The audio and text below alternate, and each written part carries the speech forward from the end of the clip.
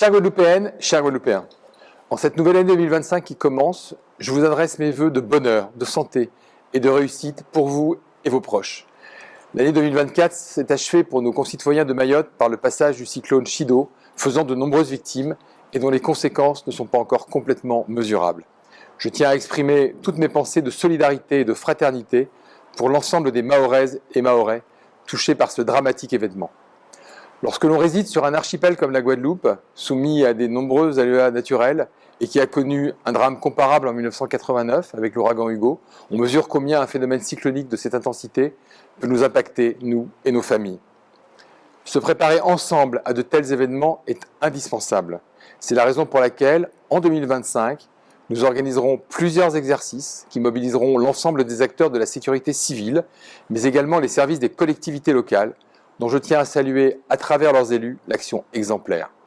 Voilà bientôt 2 ans que j'ai l'honneur d'être le représentant de l'État sur notre bel archipel, et je mesure pleinement les défis qui sont les nôtres, mais aussi l'extraordinaire richesse humaine de notre archipel, qui nous permet tous ensemble de relever ces défis.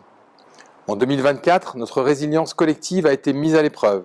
En mars, avec la crise de l'eau liée à la casse du réseau, en juillet et en août, par l'ouragan Beryl, puis par la tempête Ernesto, en septembre-octobre, avec la crise électrique et l'épisode du 25 octobre.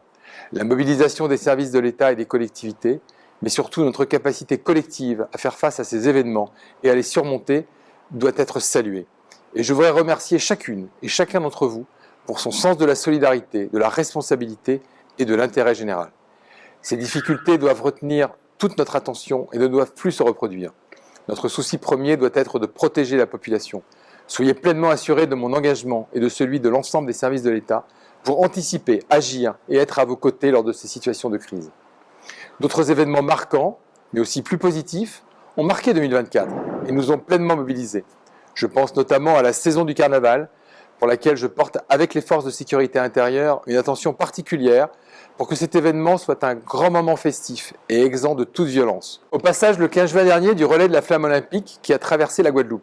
Je tiens à cet égard à féliciter chaleureusement les athlètes guadeloupéens qui ont brillé lors des Jeux olympiques et paralympiques de Paris et qui ont rappelé que la Guadeloupe est une terre de champions. Mais au-delà de l'exploit, ce 15 juin a d'abord été un grand moment de joie partagée et de fête collective où la Guadeloupe a montré une fois encore le meilleur d'elle-même. Ce moment s'est même prolongé de façon exceptionnelle en août avec la visite inopinée de Teddy Riner, venu célébrer avec nous ses victoires olympiques. En 2025, nous allons poursuivre ensemble le travail mené en 2024 pour répondre aux enjeux prioritaires de la Guadeloupe. La question de l'eau, dossier pour lequel je mesure pleinement combien l'engagement de tous les acteurs est attendu. Sachez que pour l'État, nous y mettrons toute l'énergie et tous les moyens nécessaires pour aider le SMGAG et tous ceux qui ont la responsabilité de ce service à remplir leur mission et pour que nos communes, nos quartiers sortent définitivement des tours d'eau et des coupures intempestives. La sécurité du quotidien sera bien sûr au premier plan de mon action, avec l'investissement sans faille des services de la police et de la gendarmerie nationale. Lutter contre la circulation des armes à feu, lutter contre le trafic des stupéfiants, combattre les violences de toutes formes, y compris dans nos familles, mais aussi mettre fin à l'hécatombe sur nos routes, telles sont mes priorités en 2025. Ainsi, en février, avec les 2 collectivités majeures, nous réunirons les assises de la sécurité routière pour qu'avec l'ensemble des acteurs, nous lancions la mobilisation contre la violence routière. La protection de l'environnement sera aussi en 2025 au premier rang de mes priorités, compte tenu de son impact sur notre quotidien ainsi que sur notre économie. Je pense par exemple à la lutte contre les sargasses, pour laquelle nous continuerons à nous mobiliser avec les communes et avec les professionnels de la mer. Avec les collectivités territoriales et la région, nous poursuivrons les travaux sur la transition écologique, notamment dans le cadre de la COP territoriale, avec l'ambition de faire en 2025 de cette transition un levier de création d'emplois au service du dynamisme du territoire.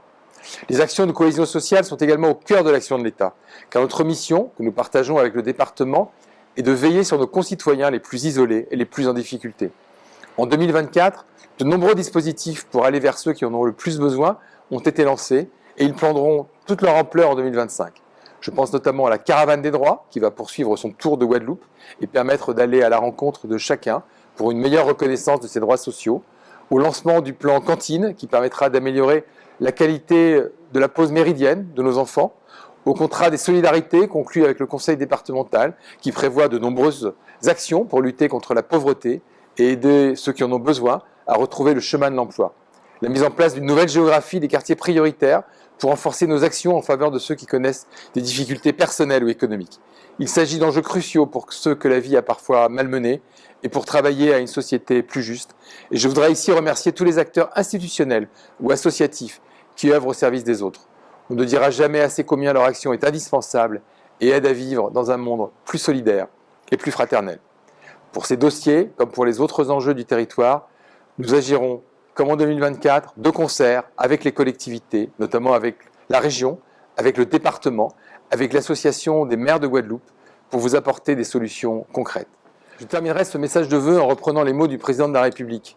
Je nous souhaite, pour cette année 2025, d'être unis et fraternels, d'être solidaires, de faire en sorte, par notre action individuelle et collective, que l'intérêt général passe toujours au-dessus des intérêts particuliers. C'est le rôle de l'État, et devant vous, je m'y engage.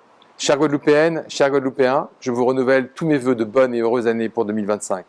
Cette année, nous serons, avec les services de l'État, à vos côtés. Vive la République, vive la Guadeloupe et vive la France.